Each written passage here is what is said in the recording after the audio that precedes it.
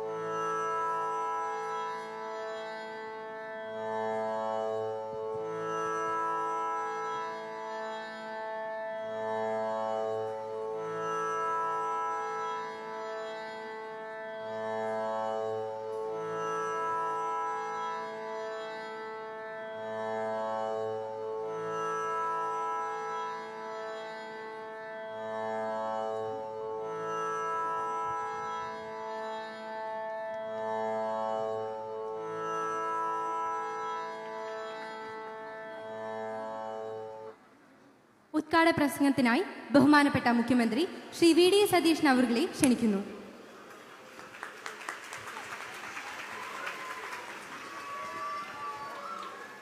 ഏറ്റവും ബഹുമാന്യനായ അധ്യക്ഷൻ പൊതുവിദ്യാഭ്യാസ വകുപ്പ് മന്ത്രി ശ്രീ എൻ ഷംസുദ്ദീൻ, പ്രിയങ്കരനായ നമ്മുടെ ആരോഗ്യ വകുപ്പ് മന്ത്രി ശ്രീ കെ മുരളീധരൻ, നമ്മുടെ മേയർ ശ്രീ രാജേഷും ജില്ലാ പഞ്ചായത്ത് പ്രസിഡന്റ് ശ്രീമതി പ്രിയദർശിനിയും ഉൾപ്പെടെയുള്ള ജനപ്രതിനിധികളെ, നമ്മുടെ principal secretary Shrimati Sharmila Mary Joseph ഉൾപ്പെടെയുള്ള ഉദ്യോഗസ്ഥരെ, HM-ഉം ഹെഡ്മാസ്റ്ററും ഉൾപ്പെടെയുള്ള അധ്യാപക ശ്രേഷ്ഠരെ, രക്ഷകർത്താക്കളെ, പ്രിയമുള്ള വിദ്യാർത്ഥിനി സുഹൃത്തുക്കളെ, ഈ മനോഹരമായ സുദിനത്തിൽ സംസ്ഥാനത്തെ സ്കൂളുകളിലേക്കുള്ള പ്രവേശനോത്സവം ഉദ്ഘാടനം ചെയ്യാൻ ഞാൻ ഈ വിദ്യാലയത്തിൻ്റെ മുറ്റത്ത് ഇവിടെ നിൽക്കുമ്പോൾ എൻ്റെ മനസ്സിൽ മുഴുവൻ ഗ്രഹാതുരത്വം നിറഞ്ഞ എൻ്റെ കുട്ടിക്കാലമായിരുന്നു. എൻ്റെ മനസ്സിൽ മുഴുവൻ ഇവിടെ ഇരിക്കുമ്പോൾ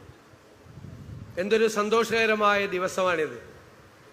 പക്ഷെ എനിക്കൊരു സങ്കടമുണ്ട് ഇന്നത്തെ ദിവസം. കാരണം മഴ പെയ്യുന്നില്ല എന്നുള്ളതാണ് സങ്കടം. ഞങ്ങളൊക്കെ പഠിക്കുമ്പോൾ സ്കൂൾ തുറക്കുന്ന ദിവസം ഉറപ്പായി മഴ പെയ്യുമായിരുന്നു. നിങ്ങൾ ഭൂരിഭാഗം പേര് സ്കൂൾ ബസ്സിലൊക്കെയാണ് വരുന്നത്. ഞങ്ങളെല്ലാവരും അന്ന് നടന്നാണ് സ്കൂളിലേക്ക് പോയിരുന്നത്. വെള്ളം തട്ടിത്തെറിപ്പിച്ച്, കുറേ മഴ കൊണ്ട്, കുടയുണ്ടെങ്കിലും കുട മാറ്റിപ്പിടിച്ച് അങ്ങോട്ടും ഇങ്ങോട്ടും കളിച്ച് വളർന്നൊരു വരവുണ്ട്. മഴയില്ലാത്തതിൻ്റെ ഒരു വിഷമം എനിക്ക് തോന്നുന്നു. ഈ പ്രാവശ്യം പറയുന്നത് കാലാവസ്ഥാ വ്യതിയാനമൊക്കെ ആയതുകൊണ്ട് ഒരാഴ്ച കൂടി വൈകുമെന്നാണ് പറയുന്നത് മൺസൂൺ വരാൻ വേണ്ടി. മൺസൂൺ വന്നാൽ പിന്നെ മഴയാണ്, പിന്നെ 2 മാസത്തേക്ക് വലിയ മഴയാണ്. അത് സ്കൂൾ തുറക്കുന്നതിൻ്റെ ഒരു ഭാഗമായിട്ടാണ് ഞങ്ങളെല്ലാം കുഞ്ഞുനാളിലെ കരുതിയിരുന്നത്. നമുക്കറിയാം, നിങ്ങളുടെ മാതാപിതാക്കൾ ഒരുപാട് സ്വപ്നങ്ങളും ഒരുപാട് പ്രതീക്ഷകളുമാണ് നിങ്ങളെക്കുറിച്ചുള്ളത്. ഇപ്പം പഴയതുപോലെയൊന്നും അല്ല. എന്നെ 1-ാം ക്ലാസ്സിൽ ചേർക്കാൻ വേണ്ടിയിട്ടാണ് എൻ്റെ അച്ഛൻ സ്കൂളിൽ വന്നത്. പിന്നെ സ്കൂളിൽ വന്നത് പ്രീ ഡിഗ്രിക്ക് ചേർക്കാൻ വേണ്ടിയിട്ടാണ്, കോളേജിൽ. അന്ന് പ്രീ ഡിഗ്രിയാണ്. അല്ലാതെ ഞാൻ പഠിച്ച 10 കൊല്ലം സ്കൂളിലും 12 കൊല്ലം കോളേജിൽ പഠിച്ചതിൻ്റെ ഇടയിൽ ഒരിക്കലും എൻ്റെ വീട്ടിൽ നിന്ന് ആരും എന്നെ അന്വേഷിച്ച് വന്നിട്ടില്ല. 2-3 കുഴപ്പമൊക്കെ കാണിച്ചപ്പോൾ വീട്ടിൽ നിന്ന് ആളെ വിളിച്ചുകൊണ്ട് വരാൻ പറഞ്ഞെങ്കിലും ഞാനതങ്ങ് കൈകാര്യം ചെയ്തു. ഇപ്പം അതാണോ? ഇപ്പം മാതാപിതാക്കൾ, പ്രത്യേകിച്ച് അമ്മമാർ, കുട്ടികളുടെ കാര്യത്തിൽ എന്തൊരു ശ്രദ്ധയാണ്. കിൻഡർ ഗാർഡനിൽ തന്നെ കുട്ടികളെ ചേർക്കുമ്പോൾ അവർ രാവിലെ തയ്യാറായി കുട്ടികളെ അണിയിച്ചൊരുക്കി, അല്ലേ, സ്കൂൾ ബസ്സിൻ്റെ അവിടെ കൊണ്ടുപോയി അല്ലെങ്കിൽ KG ക്ലാസ്സിൽ കൊണ്ടുപോയി ചേർക്കുന്നു. കേരളത്തിലെ വിദ്യാഭ്യാസ രംഗത്തുണ്ടായ പുരോഗതിയിൽ വലിയ പങ്ക് വഹിച്ചിട്ടുള്ളത് കേരളത്തിലെ അമ്മമാരാണ് എന്ന് ഞാൻ പ്രത്യേകം പരാമർശിക്കാൻ ആഗ്രഹിക്കുന്നു. അവരുടെ കുഞ്ഞുങ്ങളോടുള്ള ശ്രദ്ധ, അവരുടെ പഠനകാര്യത്തിലുള്ള ശ്രദ്ധ. ഇപ്പോൾ PTA യോഗം വിളിച്ചാൽ ഒരു 80% സ്ത്രീകളായിരിക്കും. വളരെ കുറച്ച് പുരുഷന്മാരേ വരുള്ളൂ. പിതാക്കന്മാർ വളരെ കുറച്ചാണ്, അമ്മമാരാണ് PTA യോഗത്തിൽ വരെ പങ്കെടുക്കുന്നത്. കുട്ടികളുടെ പഠന കാര്യത്തിൽ അവരാണ് ഏറ്റവും ശ്രദ്ധയുള്ളത്. ഞാൻ ദീർഘമായി പ്രസംഗിക്കുന്നൊന്നുമില്ല. എനിക്ക് പറയാനുള്ളത്, അധ്യാപകരും കുഞ്ഞുങ്ങളുടെ മാതാപിതാക്കളും തമ്മിൽ നല്ലൊരു ഫ്രണ്ട്ഷിപ്പ് ഉണ്ടാക്കണം, നല്ല സൗഹൃദം ഉണ്ടാക്കണം. കുട്ടികൾ അവരുടെ ചെറിയ പ്രായത്തിൽ ഒരുപാട് കഴിവുകൾ അവരുടെ പുറത്തു വരും അറിയാതെ. ചിലപ്പോൾ വീട്ടിൽ വെച്ചായിരിക്കാം, ചിലപ്പോൾ സ്കൂളിൽ വെച്ചായിരിക്കാം. അങ്ങനെ കണ്ടാൽ അധ്യാപകരും രക്ഷകർത്താക്കളും തമ്മിൽ അത് പരസ്പരം പങ്കുവയ്ക്കണം. ഞാൻ പണ്ട് ഒരു ചരിത്രകാരൻ, കേരളത്തിലെ ഏറ്റവും പ്രശസ്തനായ ചരിത്രകാരൻ MGS നാരായണൻ എഴുതിയ ഒരു ലേഖനം വായിച്ചിട്ടുണ്ട്.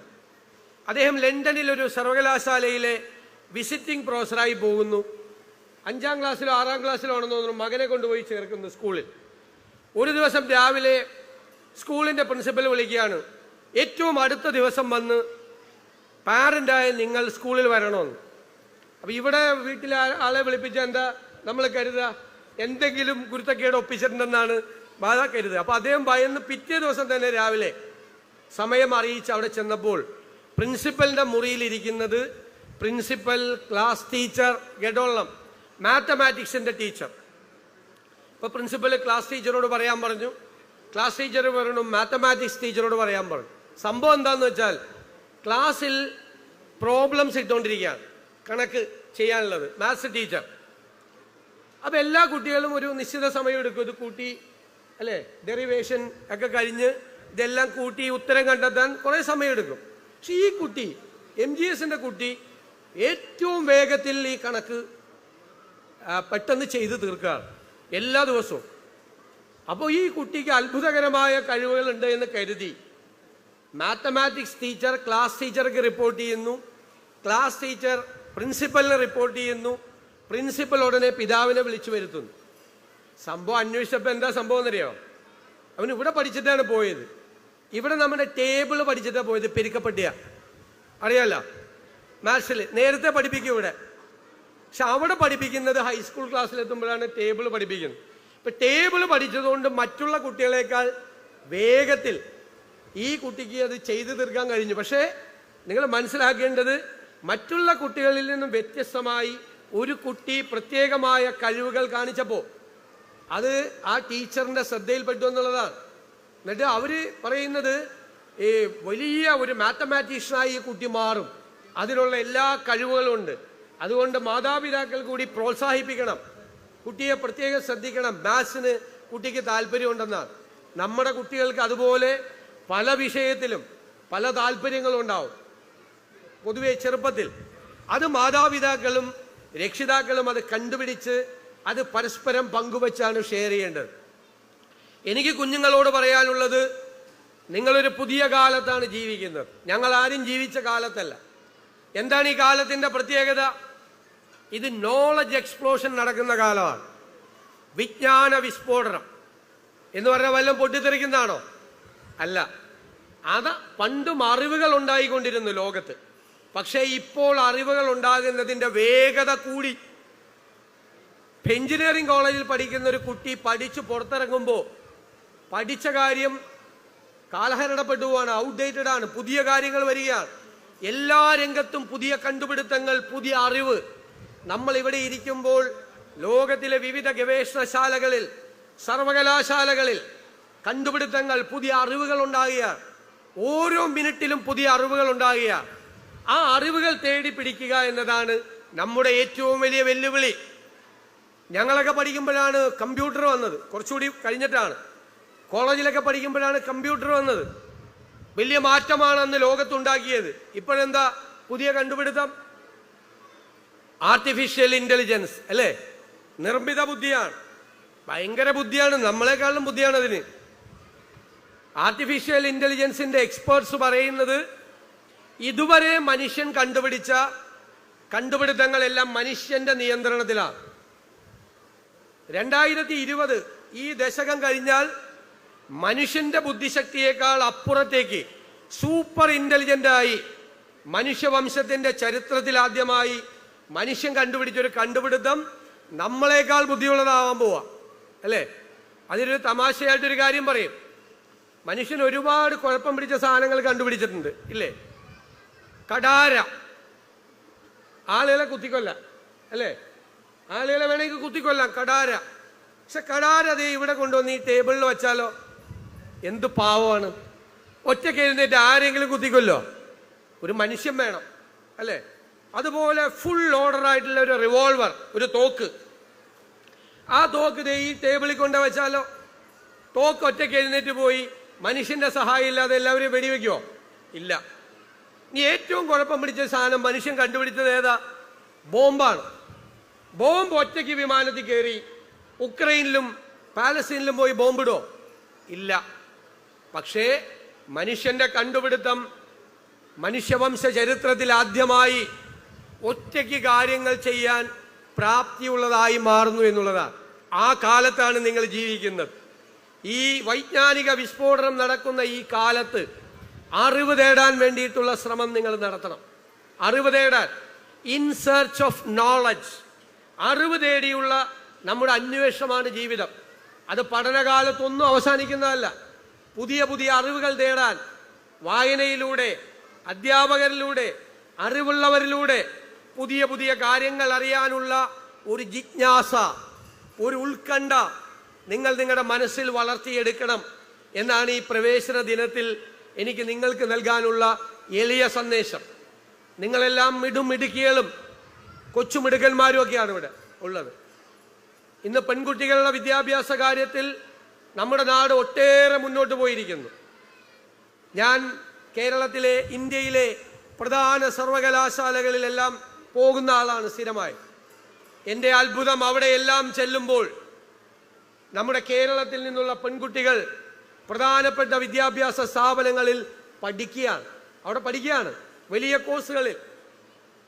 വിദേശ സർവകലാശാലകളിലും നമ്മുടെ കുട്ടികൾ പഠിക്കുന്നുണ്ട്. പ്രധാനപ്പെട്ട സർവകലാശാലകളിൽ നമ്മുടെ പെൺകുട്ടികൾ വലിയ മുന്നേറ്റമാണ് വിദ്യാഭ്യാസ രംഗത്ത് നടത്തിയിരിക്കുന്നത്. അപ്പോൾ അവരുടെ ആ കാലടികൾ പിന്തുടർന്ന് നിങ്ങൾക്കിഷ്ടമുള്ള വിഷയത്തിൽ ഏറ്റവും, ലോകത്തെ ഏറ്റവും നല്ല വിദ്യാഭ്യാസ സ്ഥാപനത്തിൽ പഠിക്കാൻ നിങ്ങൾ പോകണം. ആ അത്തരം വിദ്യാഭ്യാസ സ്ഥാപനങ്ങൾ, നല്ല സെന്റേഴ്സ് ഓഫ് എക്സലൻസ് കേരളത്തിൽ കൊണ്ടുവരിക എന്നതാണ് ഞങ്ങളുടെ മിഷൻ. ഞങ്ങളുടെ മിഷൻ വിദ്യാഭ്യാസത്തിനെ അതിൻ്റെ ഡെസ്റ്റിനേഷൻ പോയിന്റ് ആക്കി കേരളത്തെ മാറ്റുക. വിദേശ രാജ്യങ്ങളിൽ നിന്ന് പോലും കുട്ടികൾ വിദ്യാഭ്യാസത്തിനായി കേരളത്തിലെത്തുന്ന മികച്ച വിദ്യാഭ്യാസ കേന്ദ്രങ്ങൾ കേരളത്തിൽ ഉണ്ടാകും എന്ന് ഞാൻ നിങ്ങളുടെ തലമുറയ്ക്ക് വാക്ക് നൽകുന്നു. നിങ്ങൾക്ക് അധികം പുറത്തേക്കൊന്നും പോകാതെ മാതാപിതാക്കളോടൊപ്പം ജീവിച്ച് ഇവിടെ ഏറ്റവും നല്ല വിദ്യാഭ്യാസ സ്ഥാപനങ്ങളിൽ പഠിക്കാൻ സൗകര്യമുണ്ടാക്കും. അതിന് ലോകം മാറുന്നതനുസരിച്ച്, ലോകത്തെ അറിവ് മാറുന്നതനുസരിച്ചുള്ള വിദ്യാഭ്യാസ സ്ഥാപനങ്ങളും കോഴ്സുകളും നമ്മുടെ കേരളത്തിലുണ്ടാവും. ജവഹർലാൽ നെഹ്റു ഇന്ത്യയുടെ പ്രഥമ പ്രധാനമന്ത്രിയാണ് സയന്റിഫിക് ടെമ്പറിനെ കുറിച്ച് പറഞ്ഞത്, ശാസ്ത്രബോധത്തെക്കുറിച്ച്.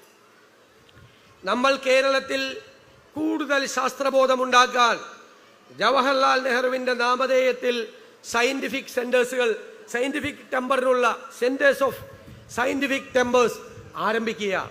വലിയ മാറ്റം നമുക്ക് പൊതുവിദ്യാഭ്യാസ രംഗത്തും ഉന്നത വിദ്യാഭ്യാസ രംഗത്തും ഉണ്ടാകണം. അതിന് കേരളത്തിൻ്റെ പിന്തുണ വേണം. അധ്യാപക സമൂഹത്തിൻ്റെ, രക്ഷകർത്താക്കളുടെ, കേരളത്തിൻ്റെ പൊതുസമൂഹം, നമ്മുടെ ഏറ്റവും വലിയ, അധ്യക്ഷൻ മന്ത്രി ഇവിടെ സൂചിപ്പിച്ചതുപോലെ ഇൻവെസ്റ്റ്മെന്റ് എന്നുള്ള വാക്ക് ഉപയോഗിക്കാമോ എന്നെനിക്കറിയില്ല. നമ്മുടെ ഏറ്റവും വലിയ നിക്ഷേപം യഥാർത്ഥത്തിൽ നമ്മുടെ കുഞ്ഞുങ്ങളാണ്. ഈ കുഞ്ഞുങ്ങൾ, നിങ്ങൾ വളർന്ന് വലുതായിട്ട് വേണം നിങ്ങളുടെ മാതാപിതാക്കളുടെ സ്വപ്നങ്ങൾ മാത്രമല്ല ഈ നാടിൻ്റെ സ്വപ്നങ്ങൾ കൂടി സാക്ഷാത്കരിക്കാൻ. നിങ്ങൾ മയക്കുമരുന്നിനെതിരായി അതിശക്തമായ നിലപാടെടുക്കണം. നമ്മളോ നമ്മുടെ കൂട്ടുകാരോ ആരെങ്കിലും മയക്കുമരുന്ന് ഉപയോഗിക്കുന്നുണ്ടെങ്കിൽ അതിൽ നിന്ന് പിന്തിരിപ്പിക്കണം. അവരെ പിന്തിരിയാൻ പ്രേരിപ്പിക്കണം. നിങ്ങൾ ഞങ്ങളുടെ എല്ലാവരുടെയും സ്വപ്നമാണ്. ആ സ്വപ്നം അതിനെ തകർക്കാൻ നടത്തുന്ന എല്ലാ ശ്രമത്തെയും നമുക്ക് പരാജയപ്പെടുത്തണം. ഞങ്ങളുടെ സ്വപ്നം, നിങ്ങളുടെ മാതാപിതാക്കളുടെ സ്വപ്നം സാക്ഷാത്കരിക്കാനുള്ള നിശ്ചയദാർഢ്യത്തോടെ, ലക്ഷ്യബോധത്തോടെ മുന്നോട്ട് പോകണം എന്ന് അഭ്യർത്ഥിച്ചുകൊണ്ട് ഞാൻ എല്ലാ നന്മകളും, ഈ ദിവസത്തിൻ്റെ നന്മകൾ നിങ്ങൾക്കെല്ലാവർക്കുമായി നേർന്നുകൊണ്ട് ഈ പ്രവേശന ഉത്സവ പരിപാടി ഉദ്ഘാടനം ചെയ്തതായി അറിയിക്കുന്നു. നന്ദി.